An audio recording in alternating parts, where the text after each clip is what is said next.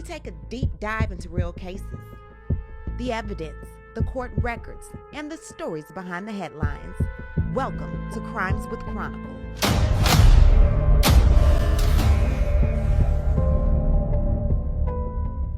Okay, before we start, let's do a quick recap because this case did not start with subpoenas and it did not start in the state of Texas. This case centers around the unaliving of 14-year-old Celeste Hernandez, whose death is now the subject of a California grand jury investigation. According to court filings, David Burke, also known as D4vd, has been identified by prosecutors as the suspect in this case.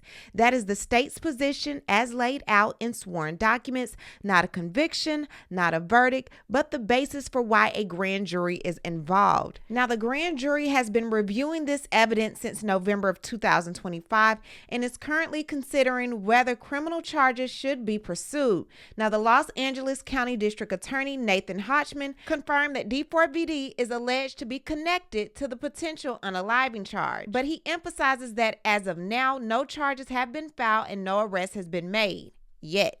As part of that investigation, prosecutors in Los Angeles County determined they needed testimony from members of David Burke's immediate family, all of whom live in Texas. That's how we ended up here. So David's family was arguing that California cannot force Texas residents to appear on its own.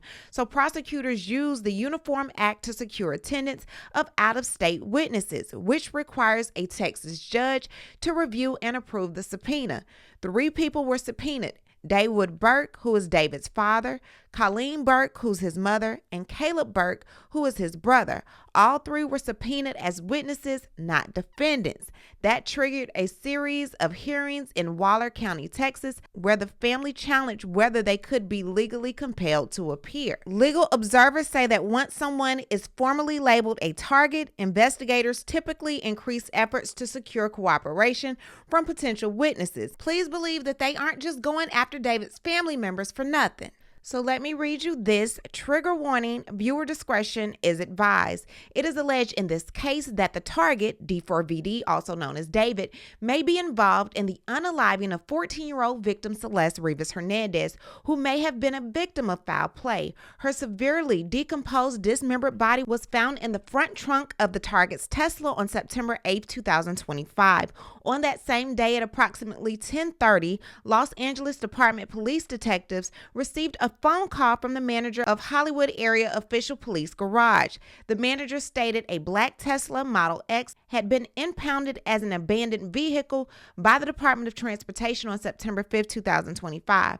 The manager told police there was a strong smell of decay coming from the vehicle, which was attracting flies. LAPD detectives responded to the Hollywood tow yard to investigate. Detectives approached the vehicle, which was parked on the upper deck of the impound lot, and immediately noticed a smell of decaying biological material consistent with a decomposing corpse coming from the front storage compartment of the vehicle. Detectives obtained a search warrant for the vehicle, and when the front storage compartment was opened, detectives observed a black cadaver bag covered with insects and a strong odor of decay. Utilizing black latex gloves, detectives partially unzipped the bag and observed a decomposed head and torso. And as you recall, there were rumors for months that she was indeed dismembered, and then there were people saying she wasn't. Now we have facts that she was. And as you may recall, Celeste was so severely decomposed that it took investigators over a week to find out who she was. She had to be identified by the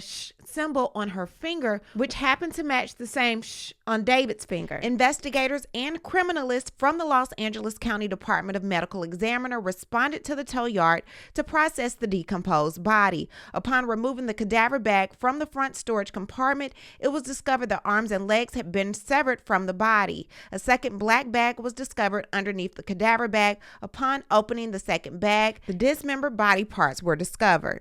Detectives were advised that on August 26, 2025, a citizen reported the above-mentioned Tesla as an abandoned vehicle parked across from 1405 Blueberg Street. On August 27, 2025, Department of Transportation officers responded to Bluebird and marked the vehicle. On September 3, 2025, Department of Transportation returned to the vehicle and issued a citation. On September 5, 2025, Department of Transportation impounded the vehicle to Hollywood area tow. It was noted that the Tesla was registered to target David Anthony Burke in Hempstead, Texas. David, who is a singer and performing artist, was on tour at the time his vehicle was impounded. Detectives learned that Caleb Burke is the younger brother of target David Burke and has a close relationship with him. That witness, Caleb Burke, date of birth is November 26, 2007, and he resides in Hempstead, Texas. So Caleb the brother, Colleen the mother, and Dawood the father were all served with these subpoenas. Now the father was making a big fuss about it. His attorney said that he was served with redacted documents. He was not told what testimony was being sought. He could not challenge whether his testimony was truly material and necessary. The process violated due process, and forcing him to travel without disclosure was unlawful. And because of that, he filed a writ of habeas corpus, asking the Texas court to block the subpoena entirely.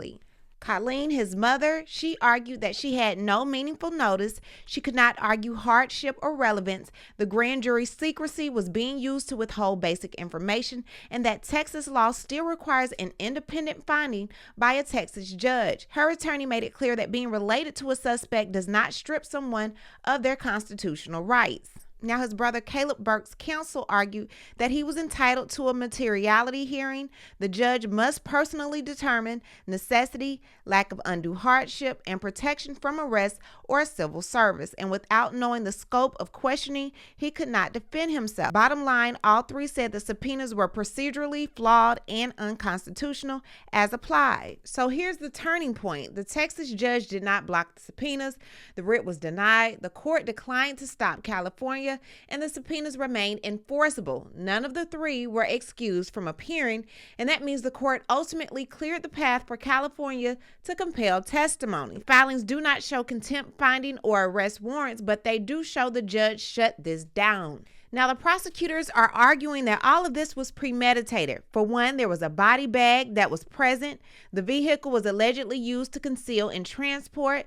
The sequence of events described suggests forethought, and there was no indication of spontaneous or panic behavior. Again, that is the prosecution's theory, not a finding of guilt. Now, a lot of people are wondering, why is his family being subpoenaed? What do they have to do with this? Well, in cases like this, family members are often subpoenaed to answer questions about timelines, communications, movements, statements made after the fact, background, or behavioral context. And again, we haven't seen David anywhere. A lot of speculation is that he is in Texas. He's in Texas. He's more than likely with this family, and more than likely he's been talking. I haven't reported on this case in months because there has not been any movement, but now it looks like we have something. What I need to do is hear from you. What do you think about everything going on with David and his family? Don't forget to like this video, hit the subscribe button, and hit the bell so you don't miss out on any of my new episodes.